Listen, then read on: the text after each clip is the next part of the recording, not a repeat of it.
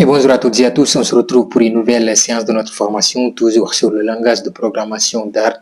Voilà, dans cette nouvelle séance ici, on va attaquer ici les types de données. Donc, on va faire une petite introduction sur les types de données. Donc, cette séance ici sera ici théorique. Donc, on va faire une petite lecture et comprendre ici, voilà, donc les types de données. Comme vous le savez, en informatique, d'une manière générale, ce sont les données. Donc, sans les données, il n'y a pas d'informatique. Même chose pour les langages de programmation. Donc voilà, donc les langages de programmation ici, donc c'est pour manipuler ici les données. Donc sans les données ici, il n'y aura pas ici de langage de programmation. Donc c'est pour pouvoir manipuler les données.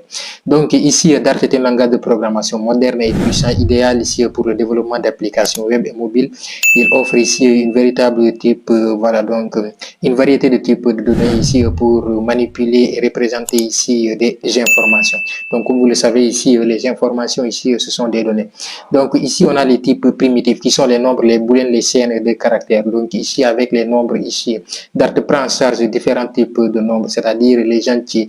Pour int, ici, on a les nombres à virgule frottant les doubles, donc c'est-à-dire les nombres avec décimales. Par exemple, si je dis bon 3,14 qui est la valeur de pi, donc ici on a les nombres complexes, c'est-à-dire les num. Donc ils sont utilisés ici pour représenter des valeurs ici quantitatives. Donc les valeurs quantitatives, comme vous le savez, voilà, qui sont les chiffres. Donc par exemple 1, 2, 3 et tout cela. Donc on a ici les booléens. Les booléens ici pour représenter ici la valeur par exemple vrai qui est true et fausse ici et qui est false en anglais. Donc true qui est vrai, donc false ici et qui est faux en anglais. Donc ici ils sont utilisés pour contrôler par exemple les flux d'exécution d'un programme. Voilà, donc on verra cela dans les vidéos ici à venir. Donc on a ici les chaînes de caractères.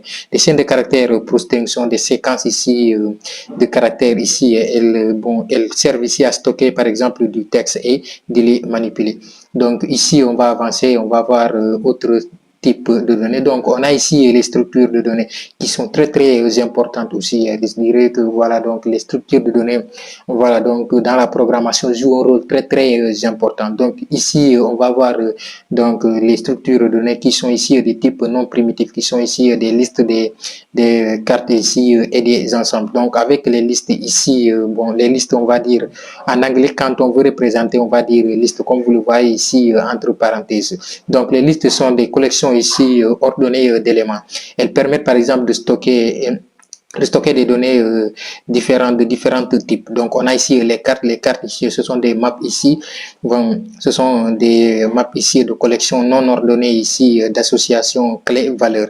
Donc ici elles permettent par exemple de stocker des données associées par exemple à une clé ici ou bien à des clés par exemple uniques. Donc on va pouvoir par exemple stocker des éléments avec leur clé. Donc si on veut récupérer par exemple ces éléments, on va faire appel ici à leur clé. Donc ici on a les ensembles. Les ensembles ici sont par exemple des sets. Donc en anglais on va les dire les sets. Donc ici en anglais, quand on va essayer de programmer ou bien quand on va faire la pratique ici directement, on va dire set. Donc les sets ici sont des collections ici non ordonnées d'éléments uniques. Elles permettent par exemple de stocker par exemple des données sans double. Par exemple, si je veux stocker des éléments par exemple 1, 2, 3, 4 par exemple jusqu'à 10. Donc il est impossible qu'on double par exemple 1 jusqu'à 2 fois. On répète par exemple 2 jusqu'à 2 fois. Donc l'élément 1 sera par exemple affiché une seule fois par exemple dans cet ensemble. Donc on continue ici toujours tout cela, on va voir ça voilà, donc quand on va commencer ici à pratiquer ici directement.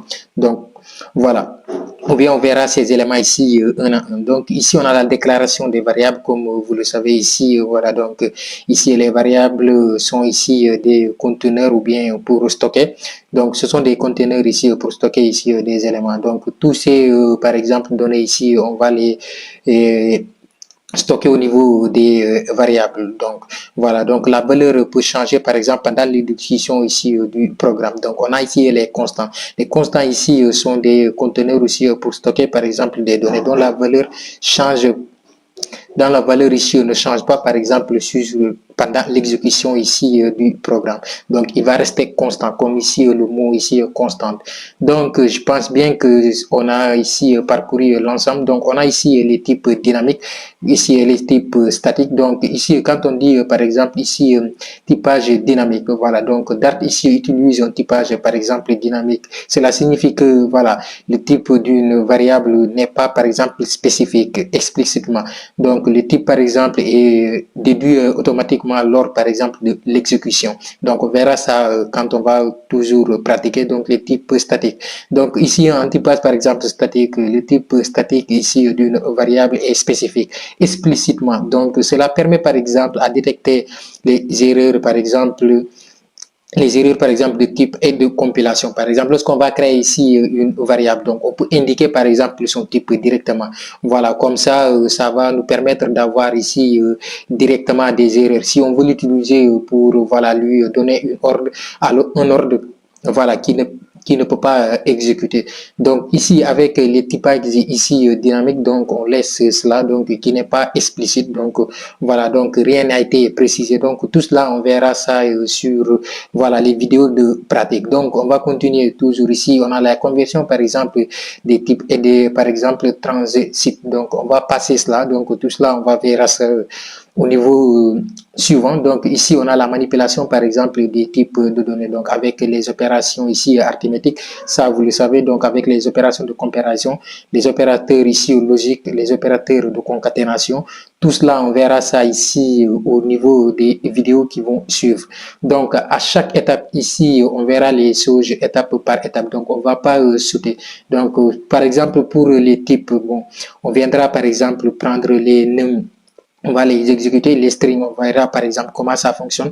Les ici boolean, on verra comment ça fonctionne. On verra par exemple les sets aussi comment ça fonctionne. Les maps comment ça fonctionne. Donc on va faire des chapitres séparés. Donc on va pas mettre des chapitres échelons. Donc cela va vous fatiguer durant la compréhension.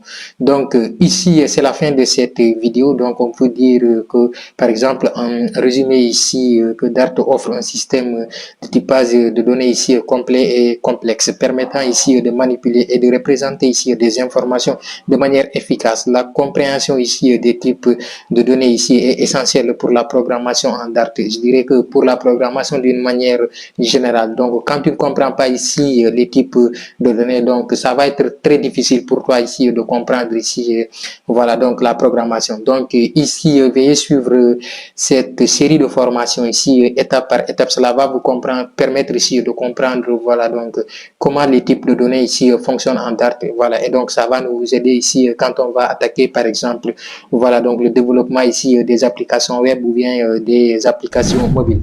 Donc c'était tout pour cette vidéo, j'espère qu'elle vous a plu et que vous avez aimé. N'oubliez pas de la liker, voilà, donc de laisser des commentaires si vous avez des questions.